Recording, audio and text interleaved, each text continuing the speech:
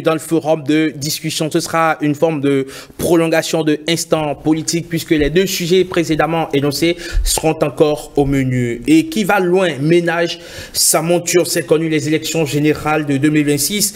C'est dans 2 ans, mais déjà, cette échéance majeure de notre vie politique attise les débats et les réflexions les plus passionnées. Tout est scruté de très près pour faire de ce tournant un moment décisif dans une décision rendue jeudi dernier. La Cour constitutionnelle invite l'Assemblée nationale à modifier le code électoral car les dates retenues pour élire et installer députés et maires compromettent la délivrance des parrainages dans les délais. Plusieurs analystes avaient déjà pointé du doigt le calendrier qui cachait quelques zones d'ombre.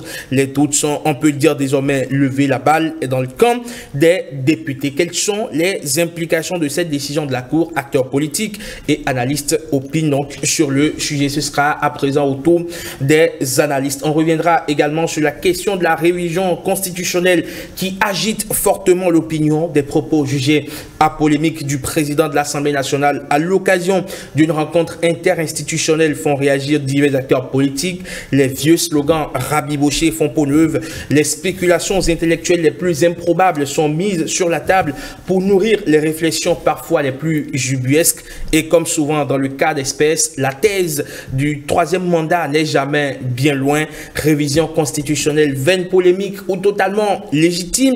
Pourquoi une levée de bouclier presque mécanique à l'évocation du sujet?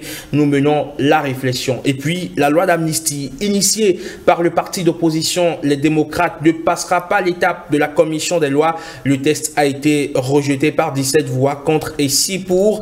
Tous les députés de la majorité présidentielle ont voté contre.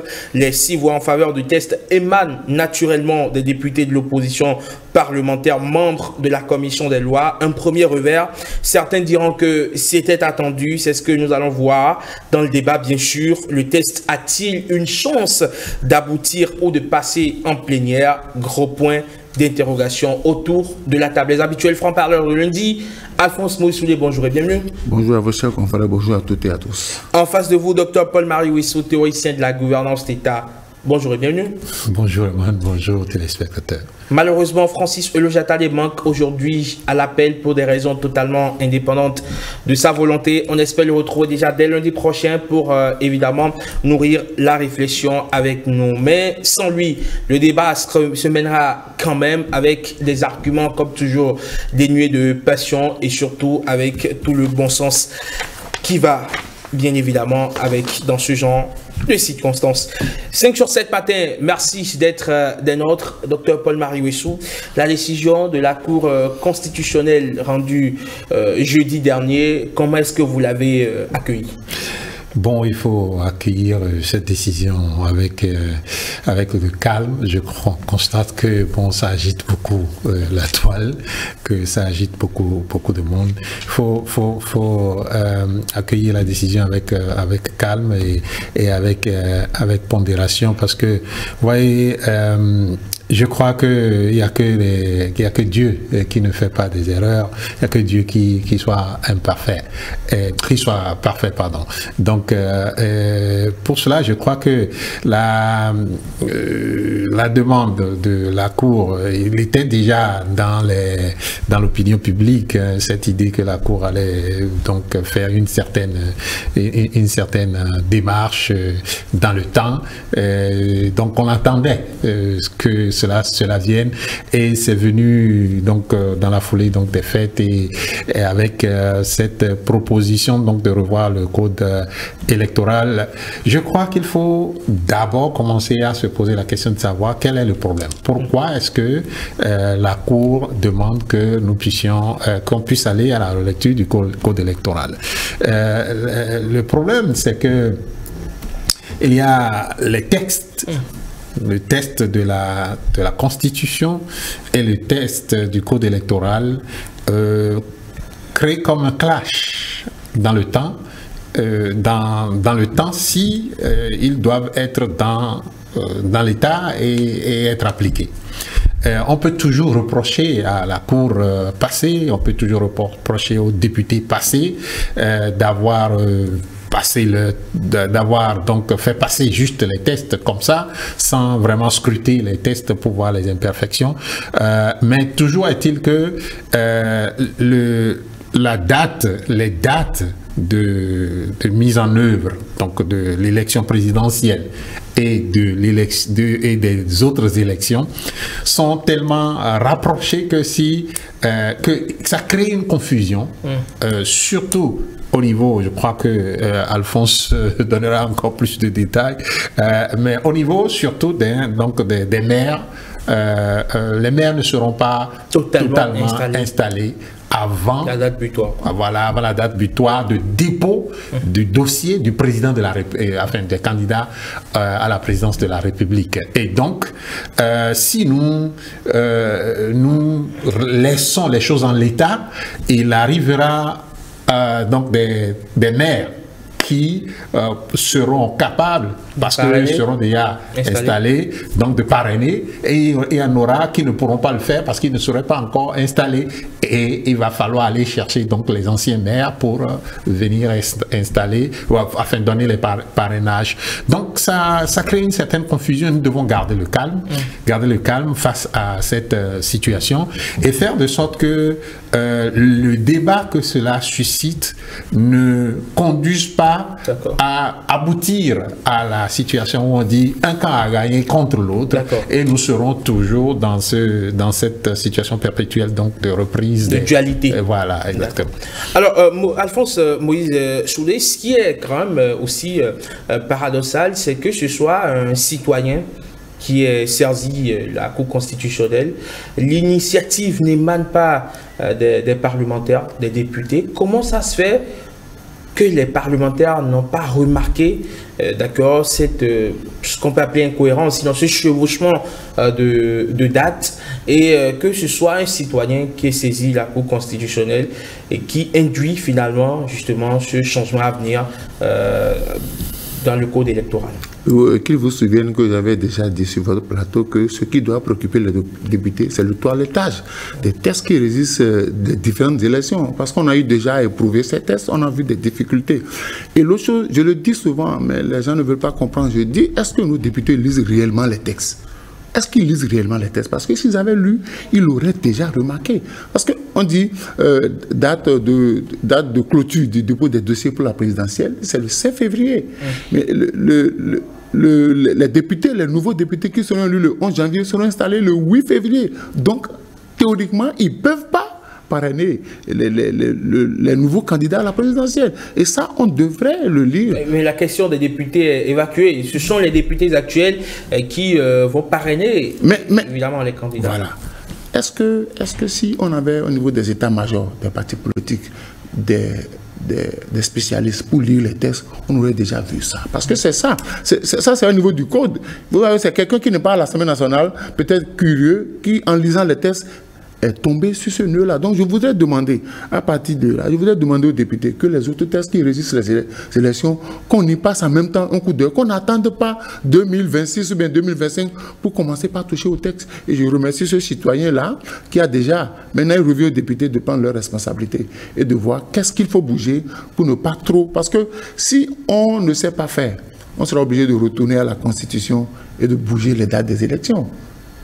On va retourner à l'article 135 de la Constitution qui fixe énormément les dates auxquelles on doit faire les différentes élections. Donc il faut savoir faire le recadrage au niveau du code électoral pour ne pas toucher à la Constitution. Parce que j'avais déjà dit, si on touche à certains éléments du code électoral, on sera obligé de toucher à d'autres éléments de la Constitution. Et c'est ce que craignent beaucoup de Béninois. Donc il faudrait que les spécialistes du droit, parce qu'au niveau des députés, tout le monde n'a pas fait le droit. Donc il faut que les états-majors des partis, surtout les trois partis qui siègent à l'Assemblée nationale, le PL, le BR et les démocrates, prennent le test dans son intégralité et voir au-delà de cette injonction que la Cour a donnée, est-ce qu'il n'y a pas d'autres articles qui pourraient poser problème? Donc moi je voudrais déjà qu'à partir de cette décision de la Cour, que le travail scientifique soit fait sur les tests. D'accord, très bien.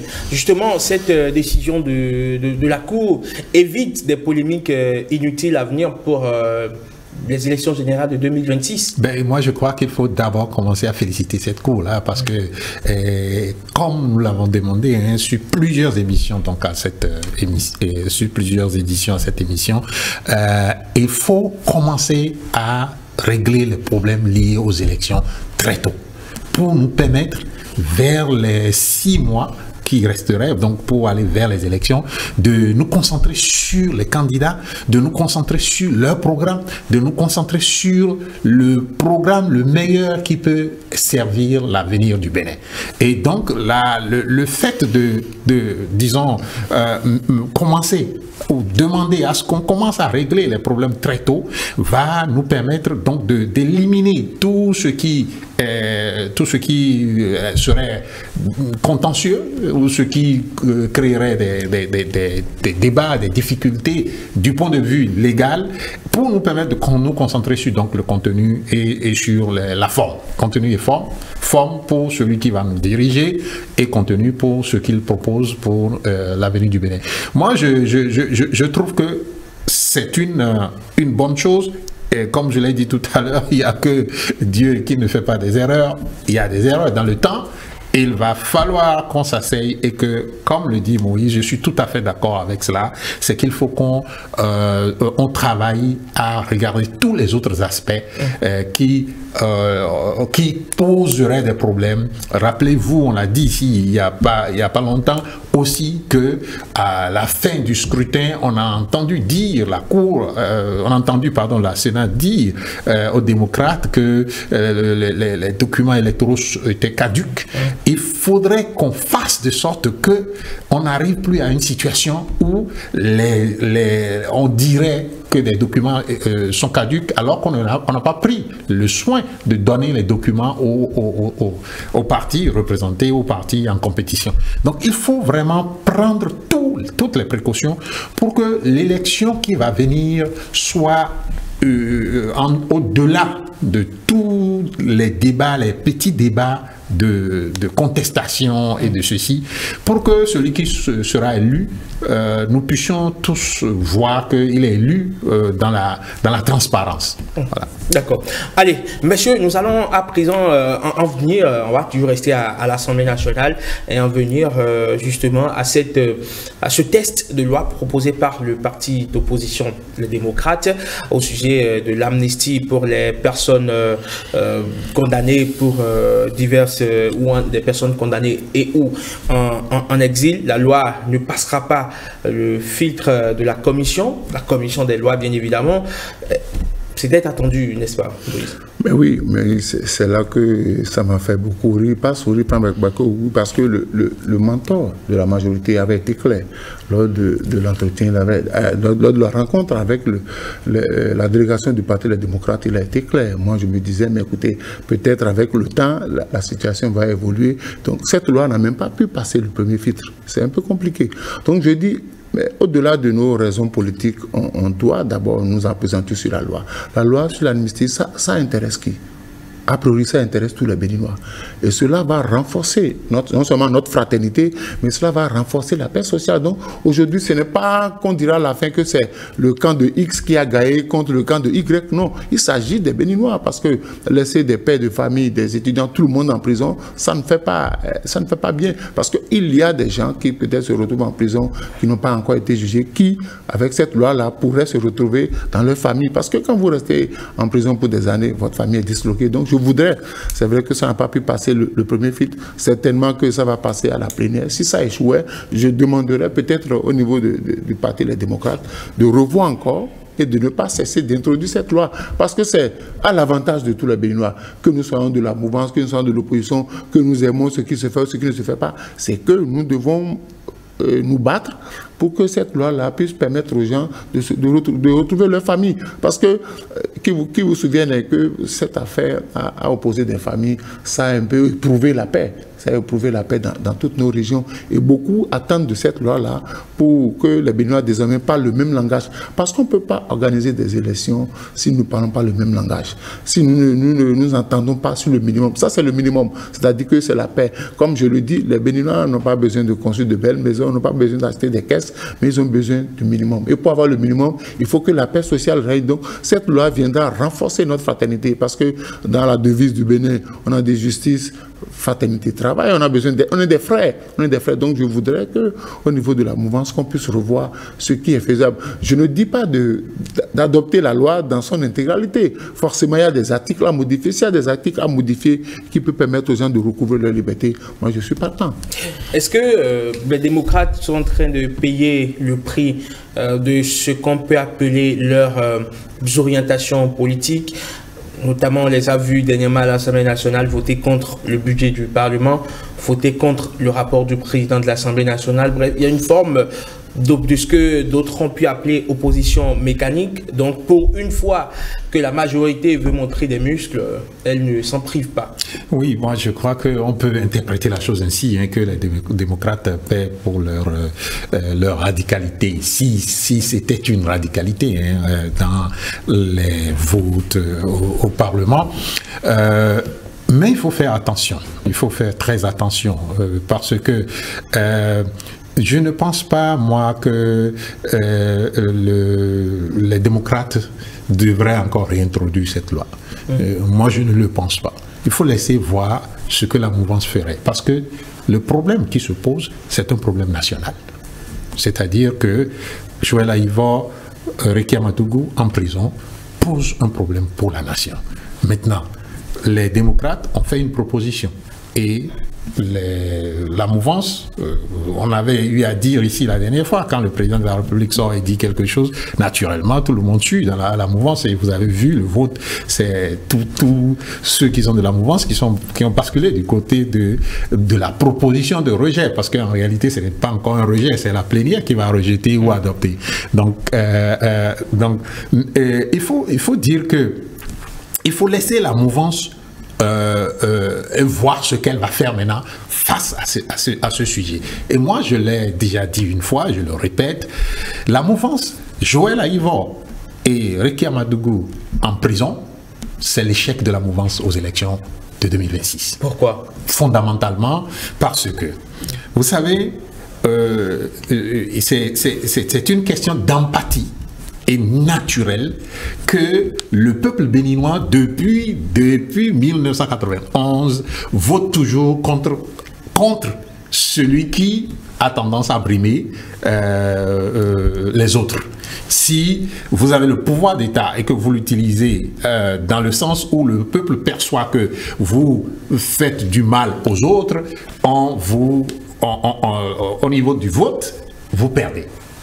Exemple, le président Soglo vous le confirmera en 1996, parce que vous savez tout ce que le président Soglo a dit à l'encontre du président Kérékou, qui, une fois parti du pouvoir, a fermé sa bouche hermétiquement pendant 5 ans. Ensuite, vous savez ce que quand le président Soglo on devrait avoir les élections municipales après donc les élections présidentielles où le président Kérékou était élu.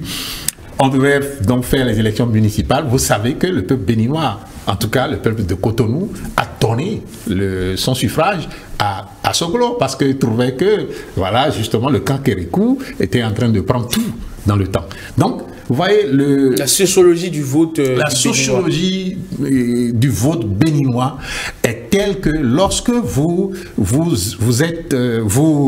faites du mal à quelqu'un, enfin un politique, lorsqu'il s'agit maintenant de voter, le Béninois vote dans le sens de celui à qui vous faites du mal.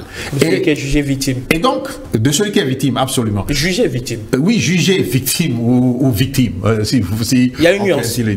Oui, il y a une grosse nuance. Il y a une grosse nuance, mais on gardera les deux. Voilà. Mais on gardera les deux expressions. Parce qu'on peut être jugé victime sans pour autant être victime. Sans pour autant être victime. De toute façon, c'est le peuple qui perçoit.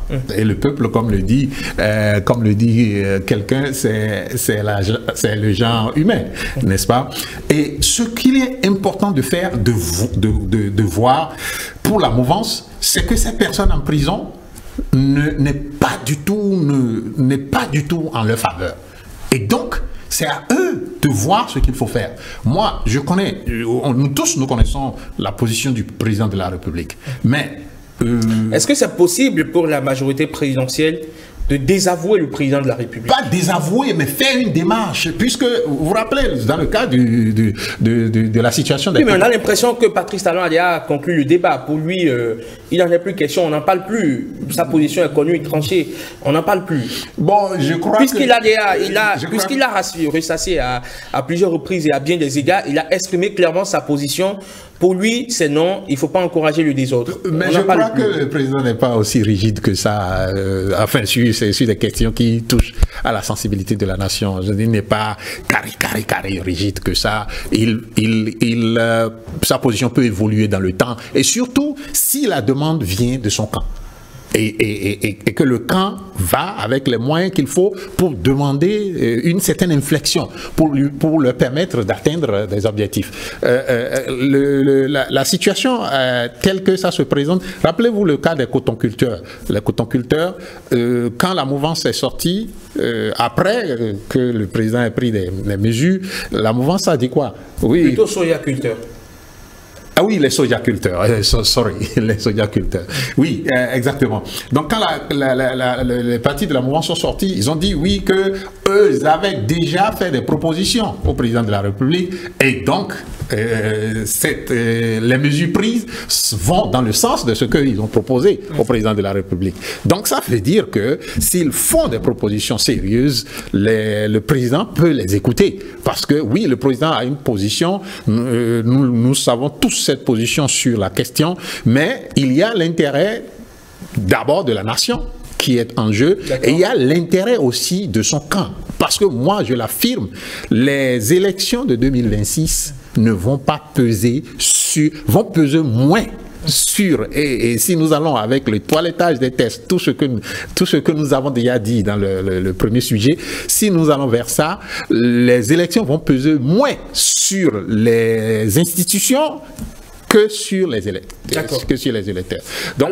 Donc, il est important d'aller chercher les électeurs. Et pour aller chercher les électeurs, il n'y a pas mille manières d'aller chercher les électeurs. Il faut offrir aux électeurs ce qu'ils demandent. Et aujourd'hui, faites un sondage, allez au sud, allez au nord, allez à l'est, allez à l'ouest. Le Béninois veut la libération de Haïvo et de Ricky Amadou. Alors, Alphonse Moïse Soulé, il y a l'honorable Hassan Seibou à travers une tribune qui a dénoncé l'attitude solitaire du parti les démocrates. Comment est-ce que le parti peut rattraper, on va dire, après coup? Non, je crois savoir que lors des campagnes législatives, le Bloc républicain aussi a parlé de libération, qu'il allait militer pour la libération des prisonniers.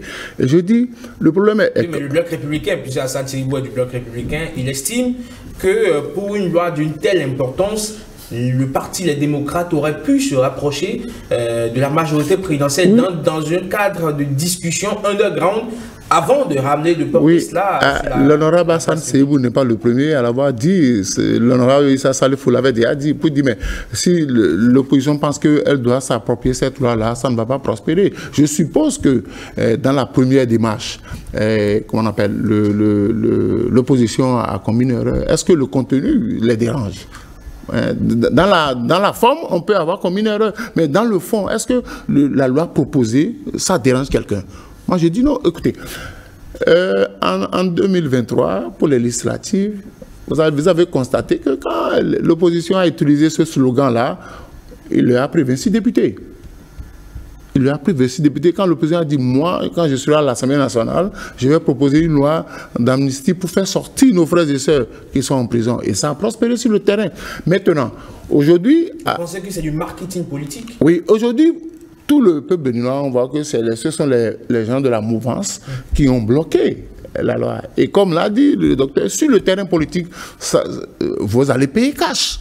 Si avant 2026, on n'arrive pas à adopter cette loi-là et que les autres retournent sur le terrain, ils vont montrer du doigt la mouvance comme celui qui continue de garder leurs frères et sœurs en prison. Donc aujourd'hui, nous avons déjà enclencher le processus de 2026. Donc je voudrais que cette loi... Justement, est-ce que vous pensez qu'il est normal de continuer par polariser le débat politique autour de sujets qui, ma foi, n'ont rien à voir avec des réalisations politiques, avec, je veux dire, un bilan à défendre, mais est-ce qu'il faut continuer par polariser le débat autour de questions, je veux dire, judiciaires, de questions qui ont trait justement à des actes qui ne sont pas liés directement à la gestion de la chose publique? C'est le côté humain du Béninois. Combien de Béninois lisent les programmes d'action proposés par les candidats? Combien de Béninois lisent les bilans en fin de mandat? La preuve, la grande masse est une masse d'analphabètes. Donc les gens jouent sur les sentiments. Les gens jouent sur les sentiments, sur les proximités. Donc les autres ne veulent pas savoir qu'est-ce qu'on a fait, qu'est-ce qu'on a fait. Mais on vous dira, mais c'est à cause de lui que vos frères sont encore en prison, basta. Et les gens, ils réfléchissent pas. C'est comme ça parce qu'ils ne sont pas allés à l'école, ils ne lisent pas les lois. Et ceux qui vont, leur mentor, ils suivent à la virgule près ce que le mentor leur indique. Donc je voudrais que sur le terrain politique, qu'on fasse attention parce que 2026 se prépare déjà. Et je voulais rappeler, vous allez voir, quand le docteur l'a dit, quand Soglo a voulu faire des misères à Kérékou, Kérékou est revenu. Et quand sous Kérékou, on a voulu faire des misères à Boni Yayi, Boni Yayi a pris le pouvoir. Quand Boni Yayi a fait des misères... Boni Yayi n'était pas fondamentalement très connu sous le président Kérékou. Oui, mais quand on a voulu voter à l'Assemblée nationale, loi pour dire qu'il faut avoir résidé pendant un an au Bénin, sachant très bien qu'il était à la BOAD, parce que ça a donné, demandé à l'honorable Dassoudo le rôle qu'il a joué. Donc j'ai dit, et quand on a voulu faire la même chose avec Patrice Talon, le peuple béninois n'a pas aimé ça, on a donné le pouvoir à Patrice Talon. Et je voudrais que les hommes politiques fassent cette lecture-là. Quand les gens estiment que vous avez victimisé leurs proches, ils disent, ben, ce que tu ne veux pas là, nous, on fera ça. D'accord. Alors, oui, on peut poser une question, mais je voudrais dire quand même qu'il ne faut pas oublier que Joël Aïvo et Ricky Amadougou, ça fait partie du bilan. Il ne faut pas l'oublier. Ça fait partie du bilan politique du président de la République. Et le peuple béninois... Oui, mais après, est-ce que c'est le président de la République qui les a mis en prison? Parce que ça aussi, c'est la question qu'il faut se poser. Est-ce que c'est Patrice Talon qui a mis Ricky Amadougou et Joël Aïvo en prison? Ben écoutez, ce qui est clair et simple à comprendre, enfin pour le commun des Béninois, c'est que c'est arrivé sous le mandat du président de la République. Et dans un contexte électoral. Et n'oubliez pas, cette phrase m'est restée à la tête depuis qu'elle a été prononcée par le maître Diogbenou. Chaque gouvernement a sa politique pénale. Et si chaque gouvernement a sa politique pénale, naturellement, nous comprenons que c'est sous le président de la République, Patrice Talon, que la politique pénale a conduit donc à l'arrestation de Ricky Amadougou et de Joël Aïvo. Et donc ça fait partie de son bilan.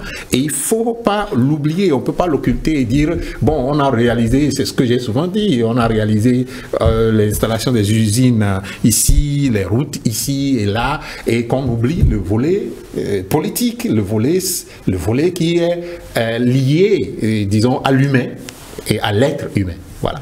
D'accord, très bien. Alors, comment est-ce que le parti, les démocrates, peut faire aboutir sa proposition?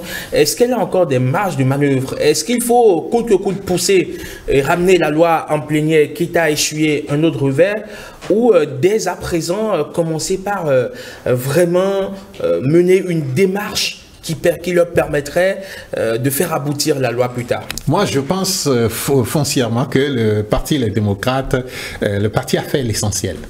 Et on a dit qu'ils ne sont pas allés négocier ou ceci. Ça, c'est des... Oui, mais certains points du doigt le fait que... en réalité, le parti n'a jamais voulu vraiment bon, si vous voulez s'inquiéter pour bon, si vous voulez, je peux anticiper juste un peu, ok, anticiper parce que nous avons un troisième sujet qui porte sur la déclaration du président de l'Assemblée nationale. Quelle négociation ou quelle discussion le président de l'Assemblée nationale a-t-il eu avec le parti Les Démocrates avant d'aller déclarer ce qu'il a déclaré? Vous voyez à peu près. Donc, il ne faut pas accuser le parti Les Démocrates de tous les crimes. Oui, mais sur le plan du rapport de force, aujourd'hui, On peut dire que la majorité quand même tient les clés. Oui, mais il ne s'agit pas de dire on tient les clés et puis maintenant se comporter n'importe comment et demander aux autres de se comporter d'une certaine manière. C'est tout le monde doit se comporter d'une certaine manière. Maintenant, moi, ce que je pense, sincèrement, le parti Les Démocrates, le parti doit mettre à l'épreuve maintenant la mouvance. Laissez cette question tomber, laissez la question tomber pendant un temps.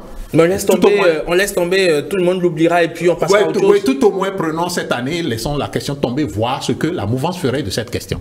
Puisque, comme il l'a dit, le bloc républicain a dit nous allons faire de sorte que les prisonniers sortent de prison pendant les élections. Eux aussi l'ont dit. Donc c'est une promesse électorale aussi. Donc laissons l'espace pour que eux aussi s'essaient et qu'on voit s'ils vont vraiment s'essayer et s'ils vont vraiment prendre ce sujet à bras le cœur, à bras le corps, pardon, et faire de sorte que nous puissions aller de l'avant dans cette question. Si la mouvance ne prend pas l'initiative, on peut reprendre le sujet vers la fin de cette année et dire maintenant, nous avons donné l'espace, vous avez constaté que rien n'a été fait et nous reprenons le bâton de pèlerin et nous pouvons aller de l'avant. Je vous assure, la mouvance présidentielle joue gros en termes d'élection avec ce sujet-là, le sujet de Aïvo Eric Amadoukou en prison.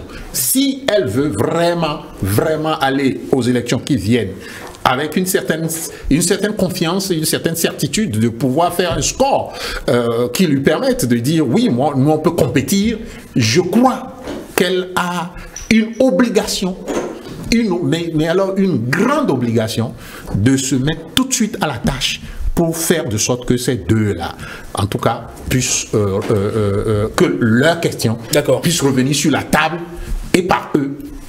S'ils pensent que l'opposition ferait un gain qui serait quel que soit que la mouvance revienne avec la loi, c'est une affaire de gain politique. L'opposition a eu la chance d'être la première à proposer cette loi, même si dans 2 ans cette loi revenait sous la coupole de la mouvance, le gain politique revenait à l'opposition, parce que les gens vont comprendre que c'est l'opposition qui a déjà proposé cette loi en 2024, mais la mouvance a bloqué la loi. Même si elle ramène ça après,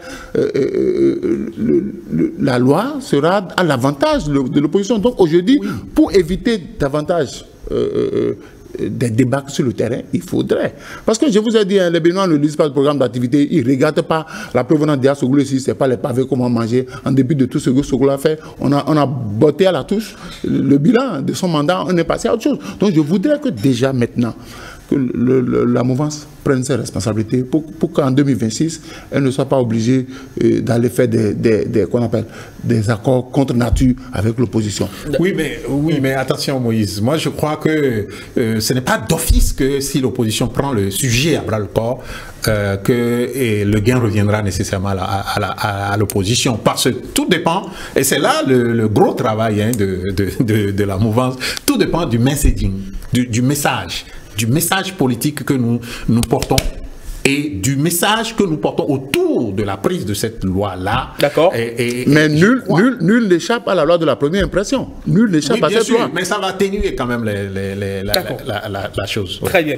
Allez, on va suivre cette actualité de très près. On verra si dans les prochains jours, le test va pouvoir passer en plénière, en tout cas sera à l'ordre du jour en plénière, ou si carrément il sera rangé dans les placards, ou s'il y aura une nouvelle mouture, ou s'il y aura d'autres rebondissements liés bien évidemment à cette fameuse loi d'amnistie qui polarise les attentions depuis un moment. Et on en vient à présent à la question de la révision constitutionnelle qui crée elle aussi polémique. Elle soulève de vives polémiques. Docteur Paul-Marie Ouissou, des propos du président de l'Assemblée nationale Louis Gbéounou Vlavonou ont au fait de créer la polémique donc au sein de l'opinion. Son porte-parole Vitali Boton a été obligé de faire une sortie pour repréciser la pensée du président de l'Assemblée nationale. Pourquoi il y a cette levée de bouclier presque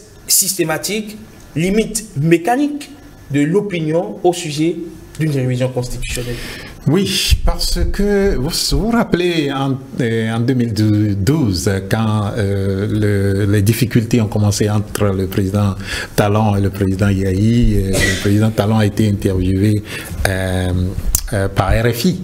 Et vous vous rappelez la phrase qu'il a dite, que le peuple béninois tient beaucoup à sa constitution. Il suffit de voir cela. Il suffit de comprendre cela pour comprendre pourquoi les uns les autres tiennent à la Constitution. Et tout ce qu'on dit dans le sens de modifier la Constitution sans une concertation préalable qui rassure tout le monde, tout cela provoque la levée de bouclier. Je crois qu'il est important que nous apprenions quelque chose. Moi, j'ai souvent donné l'exemple des États-Unis, pas pour... il n'est pas là aujourd'hui pour qu'on en discute, Francis, pas pour louanger les États-Unis, mais pour qu'on voit, ce sont des hommes. Et je vous assure, si vous lisez bien la Constitution des États-Unis, vous lisez bien la vie politique des États-Unis, vous suivez bien. Les États-Unis, c'est-à-dire cette union-là, c'est la chose la plus fragile au monde. La chose la plus fragile au monde. C'est-à-dire qu'il peut se disloquer d'un seul coup comme ça. Mais regardez, ils ont passé 230 ans, presque 40 ans maintenant, à préserver cette union. Ils ont passé tout ce temps-là à consolider l'union. Pourquoi? Ce n'est pas les tests qui font qu'on consolide l'union. Les tests disent quelque chose et à partir des tests, on fait ce qu'on doit faire. Pour que les modifications surviennent sur la Constitution des États-Unis, c'est toujours un combat sérieux d'une frange de la population qui pose un problème. Le premier amendement survenu, qu'on appelle Bill of Rights, ça concerne 10 articles, 10 amendements donc, à la Constitution. Le tout premier parle de la liberté d'association, la liberté de la pratique religieuse, la liberté d'expression, la liberté de presse. Et vous savez d'où viennent ces amendements, les 10 premiers amendements là, appelés Bill of Rights. C'est venu des débats qui ont eu lieu avant l'adoption de la Constitution, surtout de ceux qui opposaient des arguments au fédéralisme. Donc, les antifédéralistes, c'est ce qu'ils disaient que les fédéralistes ont pris plus tard et ont travaillé pour traduire en des amendements qui sont les 10 premiers amendements que nous avons eus. Ensuite, vous voyez par exemple le 14e amendement des États-Unis, je ne vais pas faire long sur ça, mais le 14e amendement, le 19e amendement, je vais parler rapidement des deux. Le 14e amendement, c'est venu de ce que les Noirs voulaient, le droit de vote. Et il n'était pas, malgré qu'on disait que bon, tout Américain peut donc être électeur, etc. etc. Et ils n'avaient pas le droit de lire parce qu'ils avaient été des esclaves. Vous voyez? Donc, c'est la lutte des esclaves qui a conduit à ce que l'on donne le droit de vote aux Noirs américains pour le 14e amendement. Mais le 14e amendement a provoqué le 19e amendement tout de suite parce que les femmes ont dit, mais pourquoi devons-nous... enfin, nous avons tous fait la lutte et maintenant pour donner le droit aux gens, vous donnez le droit seulement aux Noirs en ignorant les femmes. Parce que les femmes aussi n'avaient pas le droit de vote. Vous voyez à peu près. Donc, c'est-à-dire que les amendements que nous devons apporter à la Constitution doivent venir des choses profondes, des luttes que nous avons eues. Et c'est pour cela que j'ai toujours dit quelque chose. J'ai dit que le président de la République, enfin son Excellence Patrice Talon, quand il retrouvera l'esprit de son premier programme, c'est-à-dire le programme du candidat Talon, il aura vraiment fait un grand bien au Bénin. Oui, mais qu'est-ce qui vous dit qu'il ne l'a toujours pas en tête? Non, vous savez que depuis un certain temps, quand vous posez la question à ses soutiens, lui-même l'a dit encore la dernière fois, quand on lui pose la question de savoir pourquoi les choses qui étaient proposées en tant que... proposé par le candidat Talon en 2016, pourquoi on n'en tient plus compte maintenant? Ben écoutez, j'ai voulu faire les réformes en 2017, j'ai fait des propositions, le Parlement a rejeté, j'ai compris que les Béninois n'en veulent pas. C'est ça qui est la position. Et donc, moi je pense que quand il retrouvera l'esprit des propositions du candidat Talon, et que maintenant, puisque c'est des choses pour lesquelles nous luttions tous, que nous puissions tous aller vers la mise en place de ces choses, vous verrez que les uns les autres n'auront pas ces réactions à la limite hystérique. Et parlant justement de réaction, on va écouter la réaction du parti d'opposition, les démocrates, qui justement le parti est intervenu sur la question. Regardez. C'est un non catégorique à la révision opportuniste de notre Constitution qui ouvrirait la voie à un troisième mandat. Notre parti n'a oublié aucune des promesses qu'il a faites à notre peuple lors de sa création. Il n'a oublié aucune des promesses qu'il a faites à ce peuple pendant les élections législatives de 2023. Ce qui nous importe aujourd'hui, c'est le développement de notre pays. Dans les jours, les semaines et les mois à venir, notre position, la position de notre parti sera défendue partout sur l'ensemble du territoire national. Nous appelons à une mobilisation de toutes les forces démocratiques, de la société civile et des citoyens épris de justice et de démocratie pour condamner les manœuvres visant à une tentative de révision de notre Constitution, de dénoncer la manipulation et la vassalisation des institutions de la République. Le Bénin, notre chère nation, mérite un dialogue inclusif, transparent et respectueux des principes démocratiques. Les aspirations profondes de notre peuple à ce jour restent et demeurent la réalisation du dialogue politique national. Le parti Les Démocrates n'est pas le seul à avoir réagi. La FCBE a réagi également sur la question dès lors qu'elle a été évoquée. On va écouter. Une tension politique s'est installée dans notre pays. Cette tension qui fait suite à l'interview accordée par le chef de l'État à la télévision nationale s'est accentuée par des envolées verbales, aussi bien des anciens députés de la mouvance que des responsables du parti Les Démocrates.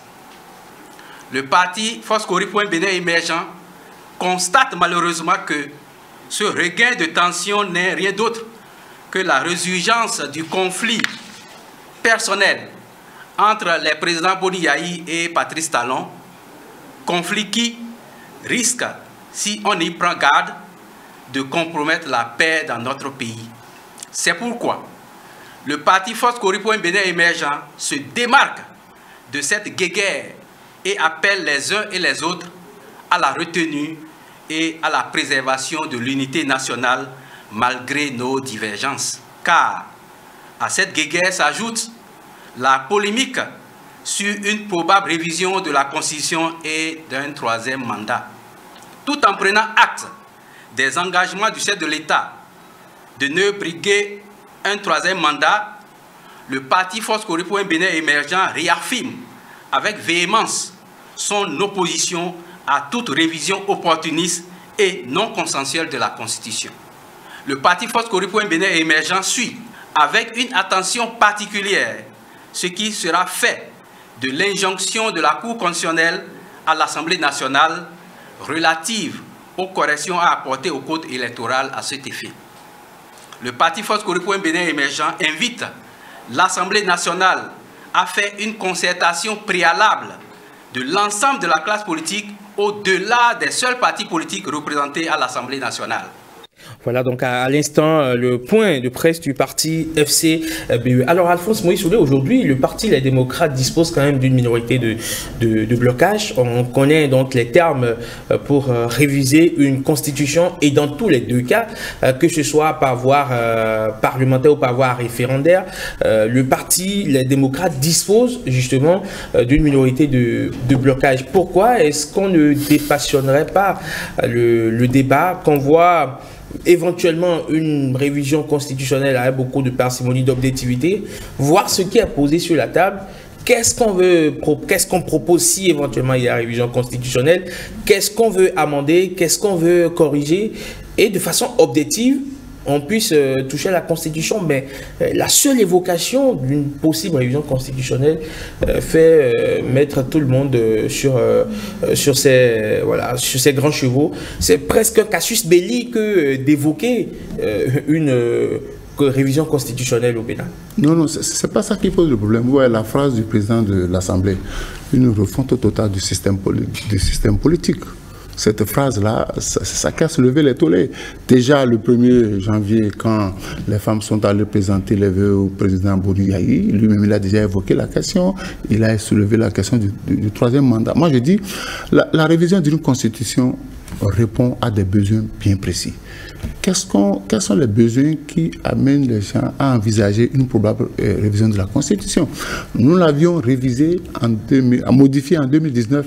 Est-ce que les nouvelles réformes introduites dans cette Constitution de 2019 ont été déjà mises en application pour qu'on puisse penser à autre chose? Parce que quand on a dit en 2019, on voulait régler un certain nombre de problèmes, on a introduit de nouvelles données dans la Constitution. Est-ce qu'on a déjà expérimenté toutes ces données-là pour que l'on puisse introduire encore de nouvelles données? C'est ça qui me pose problème. Et je dis, chaque fois qu'on parle de révision de la Constitution, on fait du fétichisme sur le test à proposer à l'Assemblée nationale. En 2019, ça a été la même chose. Le test qu'on voulait soumettre à l'Assemblée nationale n'était pas disponible. Quand on veut faire une révision constitutionnelle, il faut associer.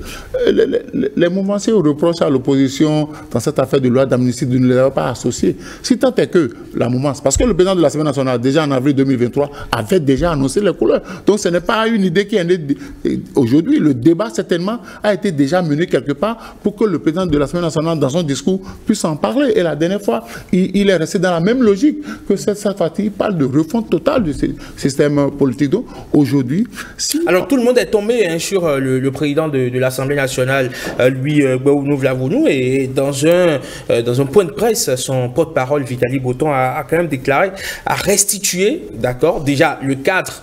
Il fallait situer le cadre de la déclaration et à préciser, sinon repréciser la pensée du président de l'Assemblée nationale, parce qu'il a déclaré que le président exprime qu'il faut, dans un esprit de concertation, il dit, je cite, dans un esprit de concertation, nous pourrions courageusement envisager de porter à la Constitution des retouches qui s'imposent en vue de son amélioration constante, tout en conservant les fondamentaux, notamment l'option républicaine et démocratique et la limitation à 2 du nombre de mandats du président de la République. Quand on a dit ça, généralement les sujets qui fâchent...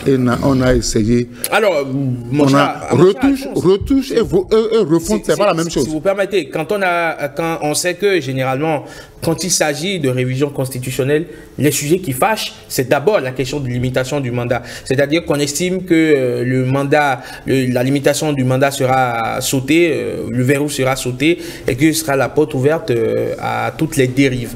Mais quand on a fait cette précision, je pense qu'il faut quand même doser un peu, comme le disent les Ivoiriens. Non, moi je n'en veux pas au confrère qui a essayé de justifier. Mais nous parlons français. Mais il a reprécisé la pensée. Non. Quand ça retouche. Là, même si c'est un lapsus, ce lapsus-là est révélateur.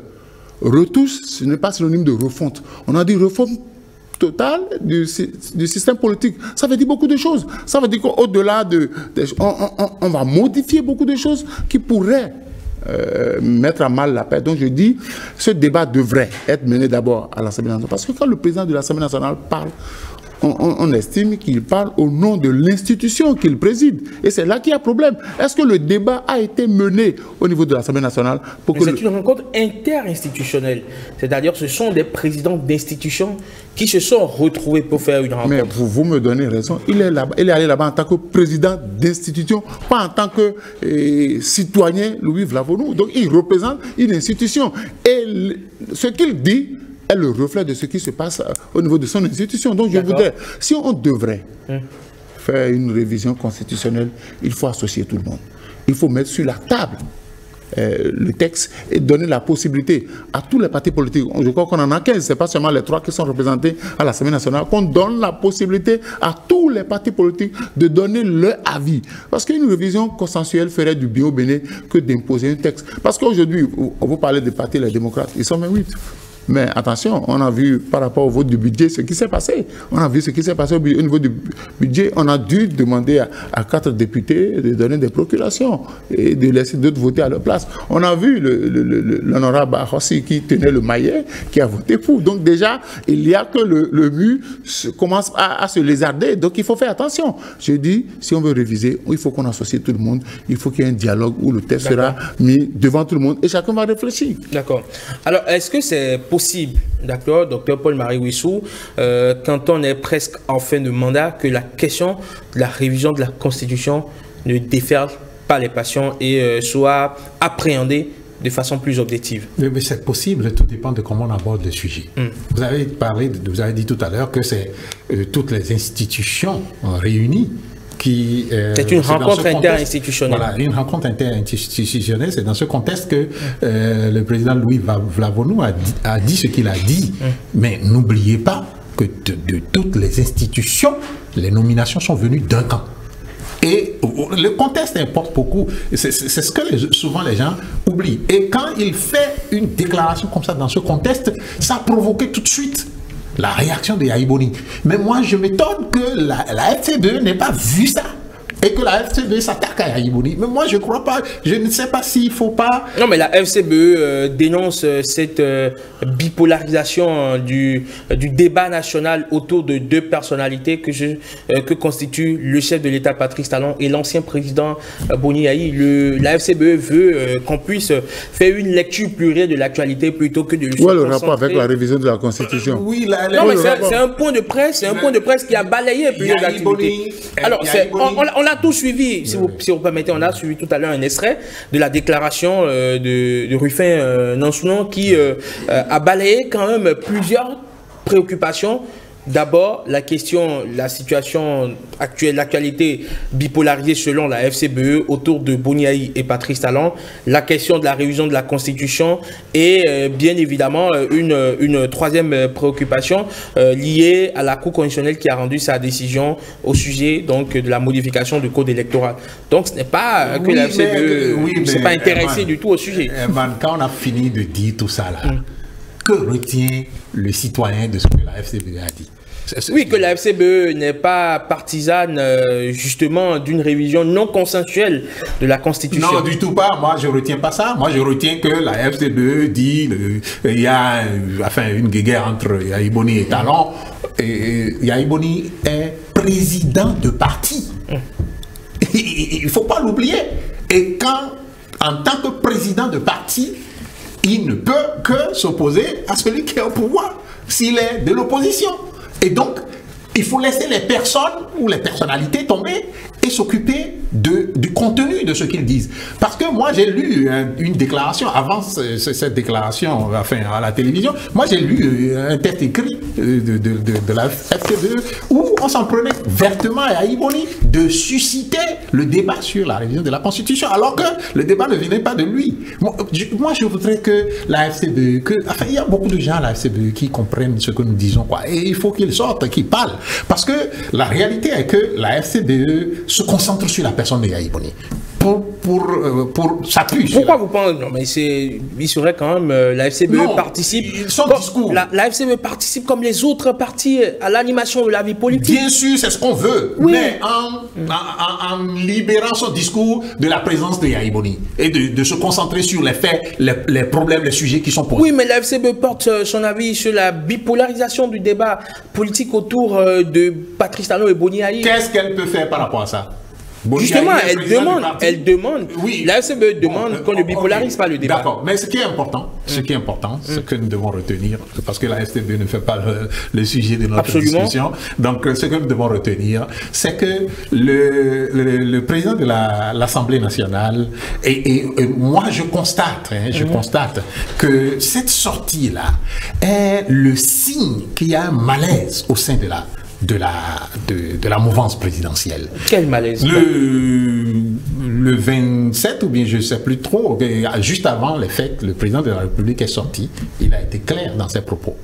Il a été clair. Et on n'aurait pas dû envoyer encore les signaux qu'on veut refondre tout le système. Refondre tout le système, vous voyez ce que ça veut dire? Alors que c'est les mêmes qui ont pour la première fois touché sérieusement au système. Pourquoi on a touché au système et tout de suite, avant même que le mandat ne soit terminé, on dit encore qu'on va refondre le système. Vous voyez, ça crée des confusions. Et cette confusion, ça crée des confusions, ça crée des débats. Pourquoi on tient le débat par le bout de la passion plutôt que par le bout de l'objectivité? Mais je vous ai dit comment les Américains en sont arrivés aux amendements et si vous avez bien écouté... On n'a pas le même parcours que les États-Unis. Non, on a le même parcours. On a eu des problèmes ici. On a eu des problèmes... On a des problèmes sur la HAC, par exemple, aujourd'hui. On a des problèmes sur la HAC. Quel problème tu l'as? Écoutez, Golf FM est fermé depuis. Si ça ne vous dit rien, moi ça me dit quelque chose. Nous sommes en démocratie. Il y a des choses qui sont reprochées avec évidemment toute la confraternité que je peux témoigner pour Golf FM et Golf Télévision. Évidemment, ça ne nous fait pas du tout plaisir, mais alors là, pas du tout de voir un organe de presse fermé.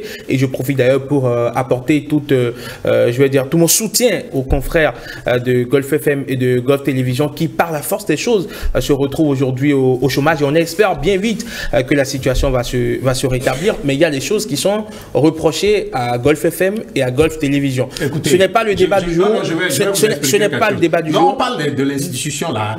C'est de ça qu'il s'agit. Puisque nous parlons de refondre le système ou de ne pas refondre le système et de réviser notre constitution. Vous voyez. On a parlé de mesures conservatoires pour que Golf FM n'intervienne plus.